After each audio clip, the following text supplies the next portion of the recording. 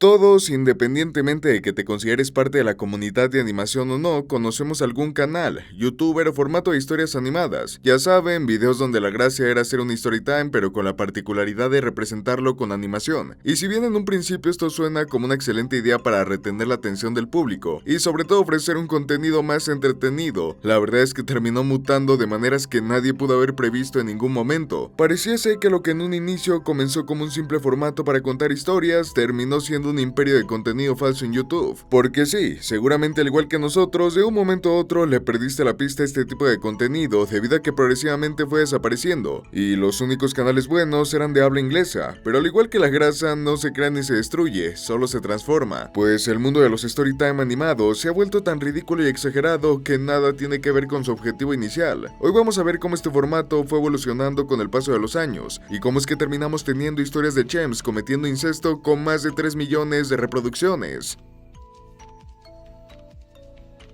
Bueno, el formato de Storytime siempre ha existido dentro de la plataforma como parte del contenido base de los youtubers y creadores más grandes. Es gracioso escuchar de primera mano las panchoaventuras de nuestros creadores favoritos desde su perspectiva. Así fue como se fue estableciendo y progresivamente se fue transformando con el paso de los años y la llegada de nuevos personajes a la plataforma. Entre ellos se encontraba un grupo muy específico de animadores que empezaron a utilizar sus vivencias personales para hacer videos, con el plus de que estaban animados. Les estoy hablando de 2014 a 2016, cuando los primeros creadores de contenido empezaron a experimentar una relevancia dentro de YouTube. Eran videos fáciles de ver, con un humor muy característico que los hacía diferenciarse del resto de Storytimes, pues ellos podrían crear el mundo alrededor de su persona y exagerarlo como quisiesen. Ahora, al escuchar una historia, no se reducía a ver la cara de un youtuber por media hora imaginándonos lo que pasó. Ahora había un aspecto visual que acompañaba dicha historia para acentuar mejor la emoción con la que contaba, aparte de que era gracioso ver un montón de dibujitos haciendo ridiculeces en pantalla. Esto también trajo un beneficio a dichos creadores, pues ahora podían contar la historia más mundana y hacerla entretenida, pues no es lo mismo ver un video de un tipo hablando a la cámara de cómo fue trabajar en Subway a ver una animación exagerada que retrata la misma historia. Para que la primera funcione, necesitas que tenga un aspecto picante, algo como la vez que me explotaron en mi trabajo. Eso atrae y retiene a la audiencia. Sin embargo, los storytimes animados no necesitaban cumplir esa regla. Literal, podían contar la cosa más mundana y simple de este planeta y ser entretenidos.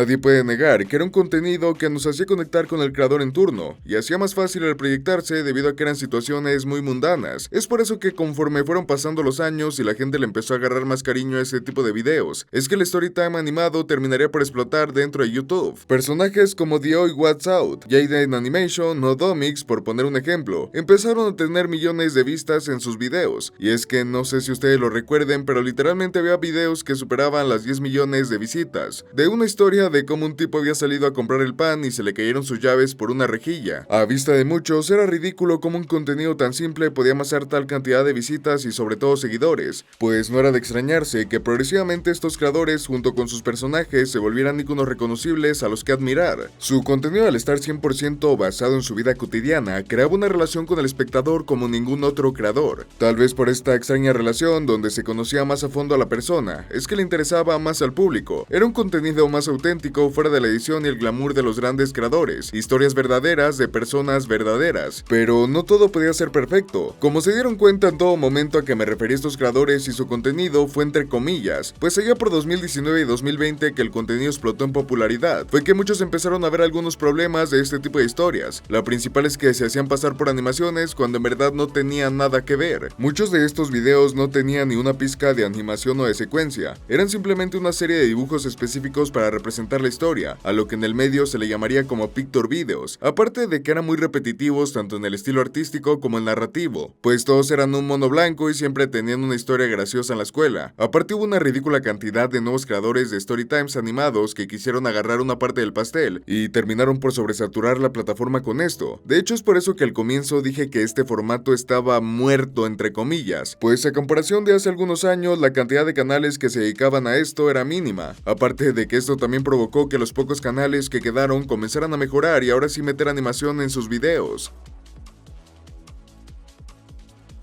Pero bueno, a la par de que pasaba todo esto, alguna malvada empresa vio como un montón de youtubers estaban haciendo miles de dólares con videos feos sobre historias simples, y se preguntaron cómo es que podían sacarle partido a esto. Obviamente no podían crear un youtuber que se metiera en el terreno de este tipo de story times animados, y había muchas celebridades dentro de la comunidad. Sin embargo, se les ocurrió la maquiavélica idea de que en vez de que fuese una sola persona contando sus historias, fuesen muchas. Es más, ¿por qué no agarrar el formato de mujer casos de la vida real, adaptarlo a YouTube y fusionarlo con lo que estaba pegando en el momento? Es así como empezaron a surgir los canales tipo Mi Historia Animada. Básicamente eran eso, canales que supuestamente subían historias mandadas por subs y que la productora, porque nunca trataron de ocultar lo que eran, se tomaban el trabajo de animar, doblar y musicalizar los relatos reales, de personas supuestamente reales. Y sí, lo sé, este formato ya existía desde antes que los Storytimes animados existieran. Sin embargo, qué casualidad que los más grandes exponentes como Mi Historia Animada o Así es la Vida surgieran en la misma época donde este formato estaba pegando duro en la plataforma. Bueno, si pensaban que los creadores independientes acarreaban muchos problemas, este tipo de canales son aún peor. Para iniciar estos canales se notaba que no eran un proyecto establecido que buscaba generar una relación con el espectador. Para nada, se trataban de videos simples donde se notaba a todas luces que los había mandado a hacer con algún animador freelance en Fiverr, porque ningún video se parecía a otro. La calidad de la animación era muy básica, mejor que la de los Storytimes animados, pero eso lo hacía parecer inorgánica, como si no les importara que pareciese que pagaran por ella. Pero aún peor eran sus historias. En un inicio, este contenido se popularizó porque hacía conectar a la audiencia con el creador al contar historias mundanas y auténticas. Sin embargo, las empresas detrás de estos canales hallaron una fórmula aún mejor: contar historias exageradas y muy surreales para hacerlas pasar por auténticas. Así es como terminamos con títulos como "Hice que los 3 guaperas millonarias de la escuela se peleasen por mí", "Mamá me odia porque no soy rubia", o "Me hice amiga de un extraño en internet, es estrella de K-pop en secreto". Como pueden ver, este tipo de historias animadas jugaban con las expectativas de las personas, apelaban mucho al morbo e incluso el clickbait en algunas ocasiones, tocando temas delicados como el racismo, la automurición, el secuestro, o en el mejor de los casos, servían para satisfacer las fantasías de niñas de secundaria por hacerse amigas o novias de su K-popper favorito, teniendo un alto grado de autoproyección para que fuese más fácil reflejarse en estos videos. Por obvios motivos, todas las historias presentadas eran falsas. Digo, nadie te va a creer que fuiste la mayor TikToker del mundo y después te secuestraron sin tan siquiera exista en la realidad un registro de eso. Con el paso del tiempo, este tipo de contenido comenzó a molestar a muchos creadores que en verdad eran animadores, que dedicaban tiempo y esfuerzo en ofrecer contenido de calidad, pero sobre todo, una expresión artística de valor. Como YouTube recomendaba estas pseudoanimaciones llenas de temas polémicos y el contenido de estos usuarios terminaba enterrado. Lo sé, suena como la típica queja vacía de por qué YouTube no sabe apreciar el buen contenido y bla bla bla. Pero en este caso sí era justificado, pues recomendaban contenido muy sensible, y que encima hacía quedar mal a la verdadera comunidad de la animación a vista del público más general. Pero bueno, ¿qué se le va a hacer? Hasta la fecha estos canales siguen existiendo con excepción de Así es la Vida, cuyos videos han sido eliminados y solo queda el canal como el recuerdo de lo que alguna vez fue.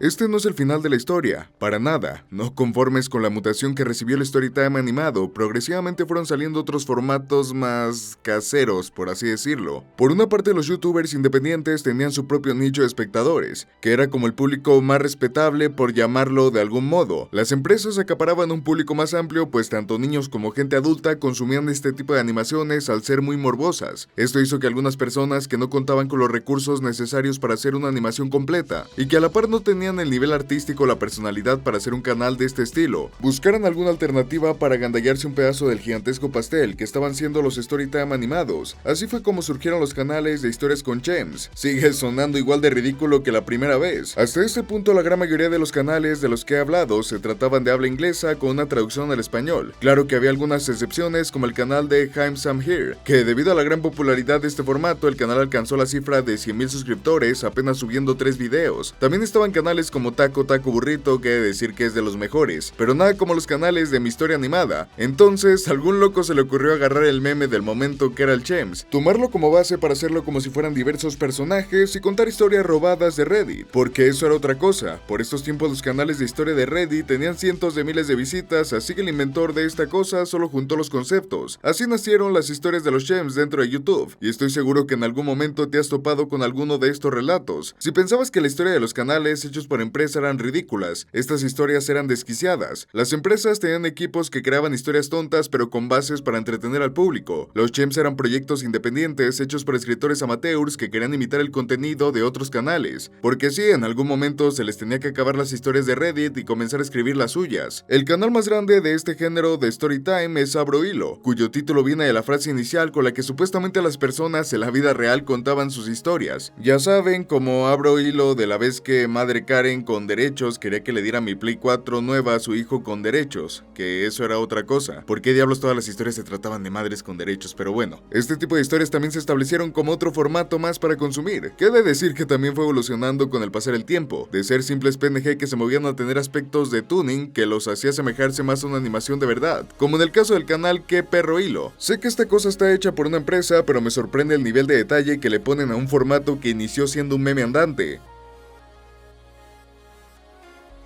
Como ven, el Storytime animado dentro de YouTube es un completo caos. ¿Quién podría imaginar que las vivencias diarias de algunos artistas en internet desembocarían en un imperio de novelas web y en la creación del concepto más tercermundistamente hilarante? Yo creo que nadie, y es por eso que este formato es de lo más interesante dentro de la animación en YouTube. No se trata de una webserie, de cortos o algo secuencial. Nada más fue la secuencia de juntar un montón de factores que nos dieron este resultado tan random.